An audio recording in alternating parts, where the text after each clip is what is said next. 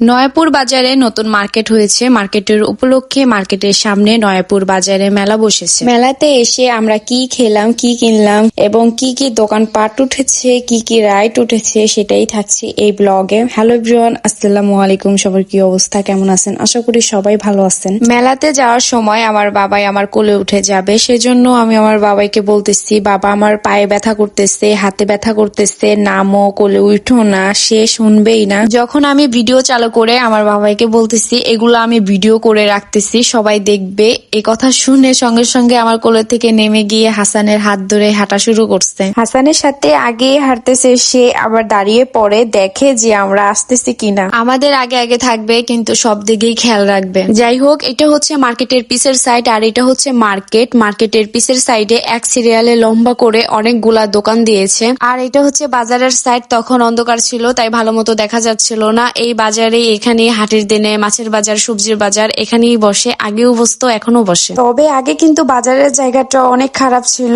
আর এখন বাজারের জায়গাটা অনেকটাই ভালো করেছে, আরো ভালো করবে। যেহেতু আমার বাসার বাজার আমারই করতে হয়, আমি সবসময় বাজারে আসি, সেজন্য বাজারের খবর আমি ভালো মতো জানি। আগে বাজারে আসলে এত বিরক্ত লাগতো, আর বৃষ্টির দিন তো কোনো কথাই নাই, হাঁটু সমান কাদা থাকতো। আমি আমার বাসার জন্য আমি নিজেই বাজার করি। একটা মেয়ে মানুষ হয়ে আমি বাজারে আসি, বাজার করি, বাজারের সম্পর্কে জানি। এই প্রথমবার আমি আপনাদের সাথে ভিডিওর মাধ্যমে ভয়েসে শেয়ার করলাম। ইনশাল্লাহ আপনারা যদি চান আমার বাজারের ভিডিও, আমি বাজারে যাই, আমি কিভাবে বাজার করি, আমি কি কি বাজার করতে পারি, তাহলে আমি আপনাদের সাথে শেয়ার করব। যাই হোক, এখানে সব সময় আসা হয় হাটের দিন বাজার করার জন্য, আর আজকে আসলাম মেলাতে। এই মেলাতে দেখার মতন তেমন কোনো কিছুই ছিল না। এখানে কখনোই মেলা হয় না। এই মেলাটা দেওয়ার কারণ হচ্ছে এখানে নতুন মার্কেট হয়েছে, সেই উপলক্ষেই এখানে 1 মাসের জন্য মেলা দিয়েছে। যেহেতু এই মেলাটা 1 মাসের জন্য, সেজন্য এখানে রাইডও উঠেছে। রাইডের মধ্যে এখানে কি কি উঠেছে তা হচ্ছে, প্রথমেই বলি ট্রেন উঠেছে। ট্রেনে আমার বাবাই আর হচ্ছে হাসানে উঠেছে। আমি ভাবছিলাম আমার বাবাই ট্রেনে উঠে ভয় পাবে, তা দেখছি না, চুপচাপ বসে আছে। তাও আবার ট্রেনের সামনে বসেছে,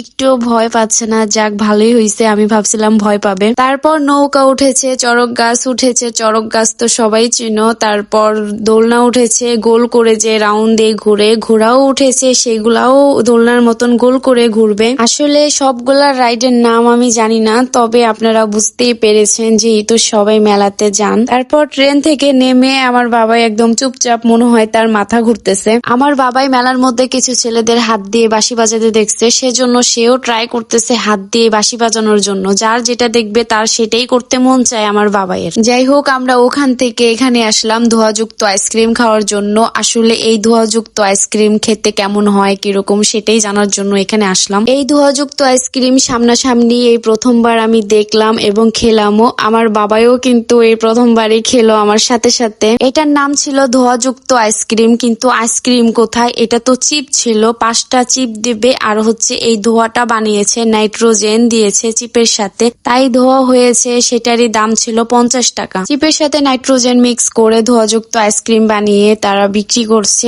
আসলে এটা খেতে কোনোই স্বাদ নাই, শুধু একটা চিপের স্বাদ, আর হচ্ছে মুখ ছিলে যায়।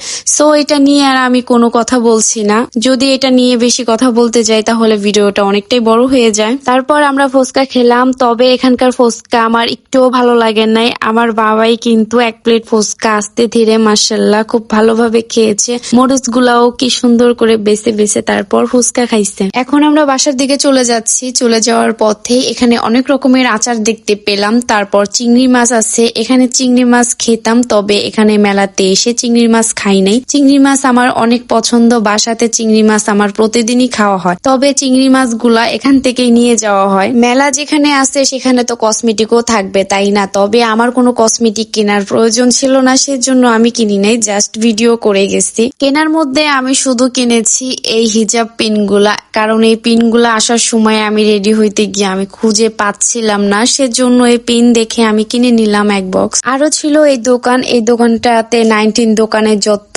সব জিনিসপত্র থাকে সবগুলোই পেয়ে যাবেন। 19 দোকানে কি কি থাকে তা তো আপনাদের জানাই আছে, আমার আর বলতে হবে না। তারপর এখানে খাবারের মধ্যে অনেক রকমের নিমকি, লাড্ডু, জিলাপি, পেঁয়াজু, তারপরে হচ্ছে কটকুটি ছিল, আর ছিল বাচ্চাদের খেলনাপাতির মাটির দোকান, মেলা বলতে এইগুলা।